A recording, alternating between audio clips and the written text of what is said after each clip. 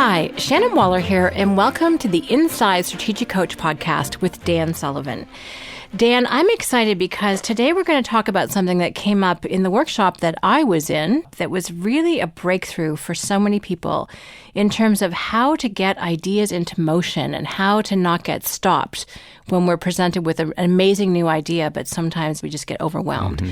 So talk about the things that came out of that conversation and what the breakthrough was. What we're talking about here is a little diagram that I did right at the beginning of a workshop. Just put it up on one of my smart boards. And what I illustrated was an entrepreneur getting a big idea, and I just pictured that as a big star with light rays coming out of it. I had the entrepreneur going on a path, and then the path forked out, had two branches, an upper branch and a lower branch. Little background here, Shannon. Dean Jackson and I have been doing a podcast since the middle of 2016 called The Joy of Procrastination. And, you know, it's a funny title and it's an intriguing title because I've never met anyone who doesn't procrastinate about something in particular situation. But what we discovered is that one of the main causes for procrastination in entrepreneurs is that you'll be really emotionally engaged with a new possibility or a new idea. Then you find yourself procrastinating. And we found from examining our experience and the experience of everyone we know that the reason why you procrastinate is you ask the wrong question after you see the new idea. Oh, I love that. So, Dan, that's a really exciting idea that there's actually a solution to the procrastination problem that so many people experience. So what's the wrong question that we're asking? Well, typically, and I use my own experience, what I would always do is say, oh, this new thing, this is really exciting. I really want that. How do I do that? And that's the wrong question. Wow. So how is the wrong question? How is the wrong question? Because if you ask yourself the question, how, you picture yourself actually achieving this new result. But since it's a bigger and better result than you have right now, you don't have the capability to actually get this new result. So instead of asking the question, how, you ask the question, who? Ooh, much better question.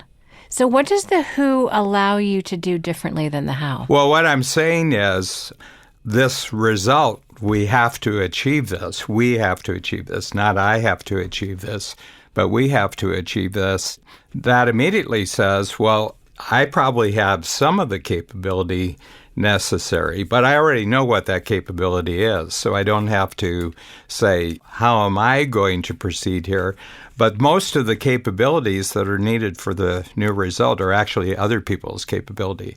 So by bypassing how, I'm saying I'm just going to identify the who's, plural, who are going to be part of the team that are going to achieve this new result. Or maybe it's just one person and all I have to do is talk to this person and the person can produce the result. Maybe there's already existing capabilities out in the world that achieve this kind of result just as a matter of course.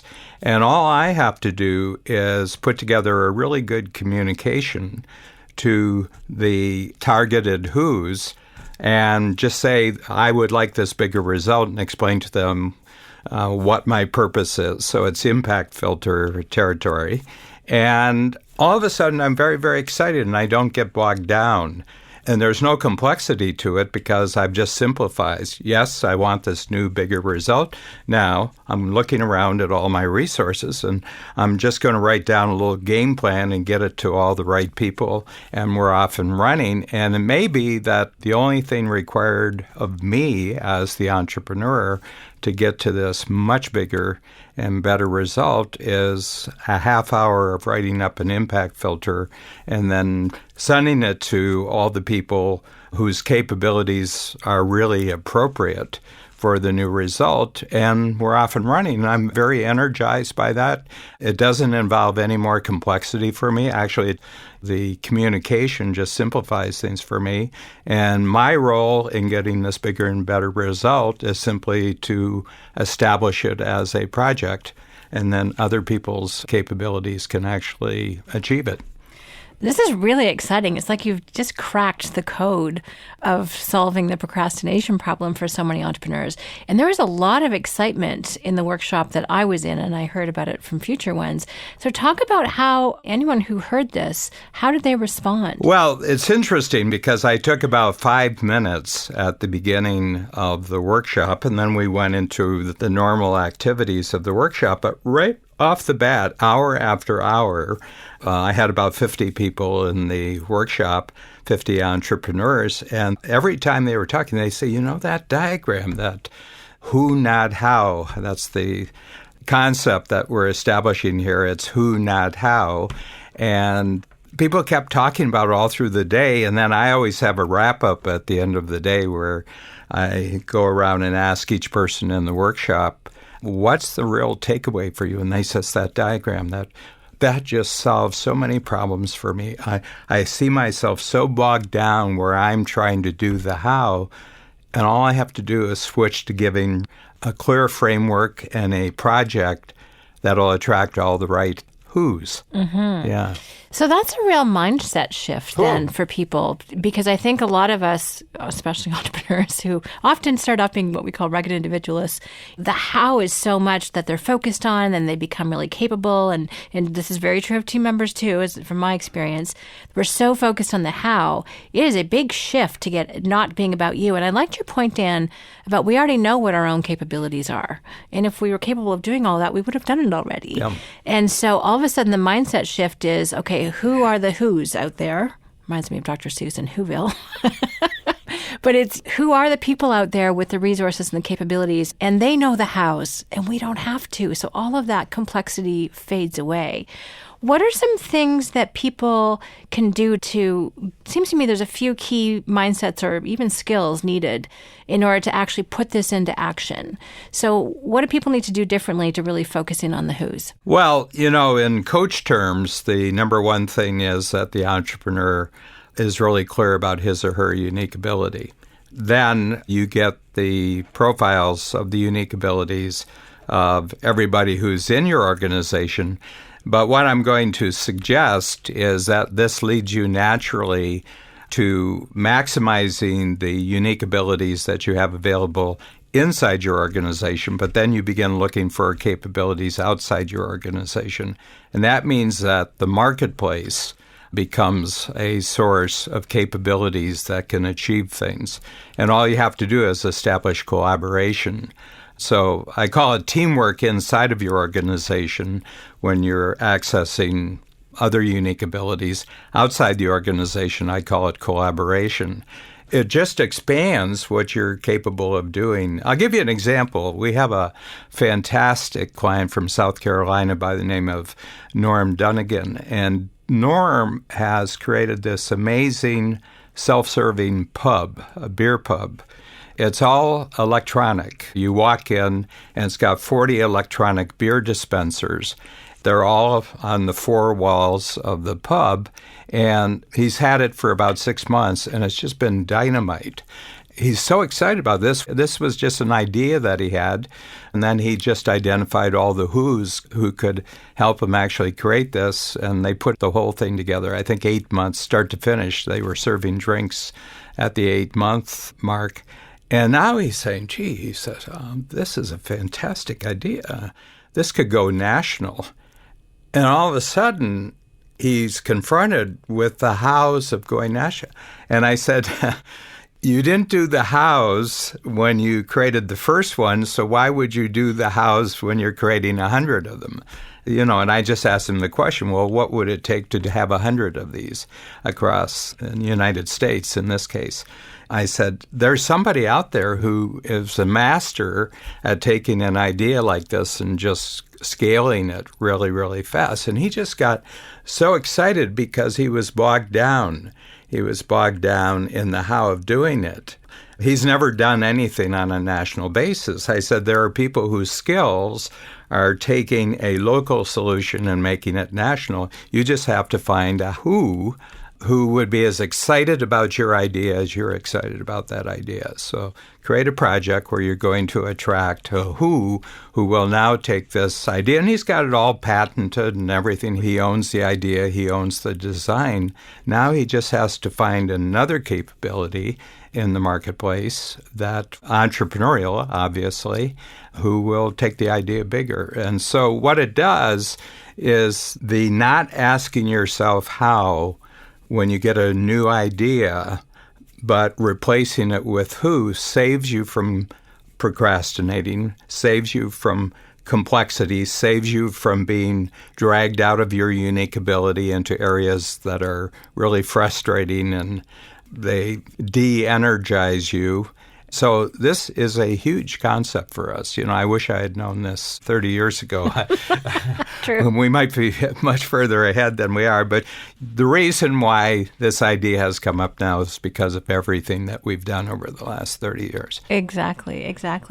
The other thing is, not only does it get you out of that current procrastination, but I get the sense that so many bigger possibilities open up. When we don't have to get bogged down in the how and we can focus on the who, national doesn't look quite so scary.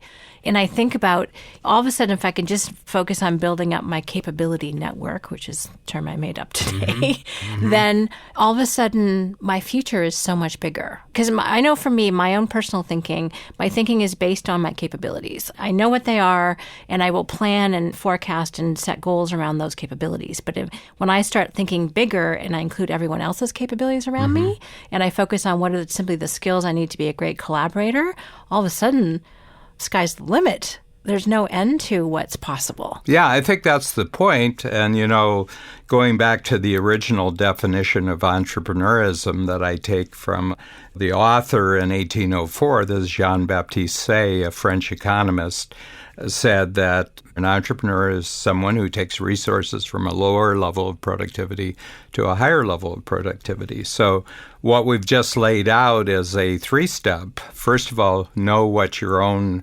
resources are personally. That's your unique ability.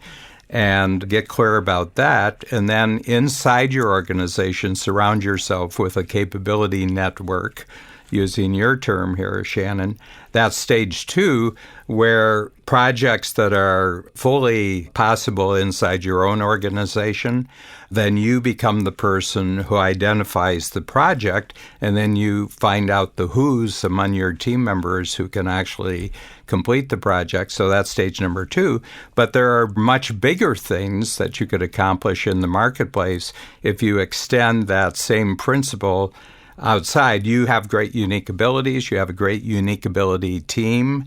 It's a self-managing company. And with that self-managing company, now what you can do is look for the who's that your self-managing company can collaborate to go much, much larger. And so it's a 3-part process. And we're seeing this. I mean, this is really the future of the Strategic Coach Program, is to have you be great about your unique ability, stay inside of it, have your team add all sorts of other unique abilities, and your company stays inside of its unique ability. And then you can go much bigger by finding collaborators, other entrepreneurial innovators in the marketplace where you can then collaborate. You can go even much bigger with national and global ideas.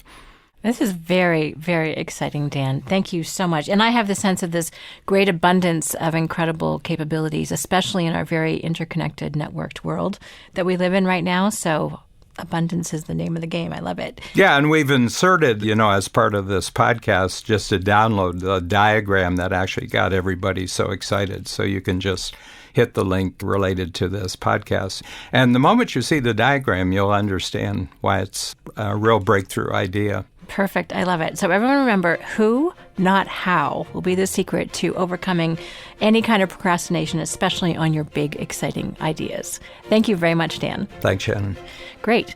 If you enjoyed listening to this podcast, please make sure you subscribe. And as always, thanks for listening, and we'll talk to you next time on the Inside Strategic Coach podcast.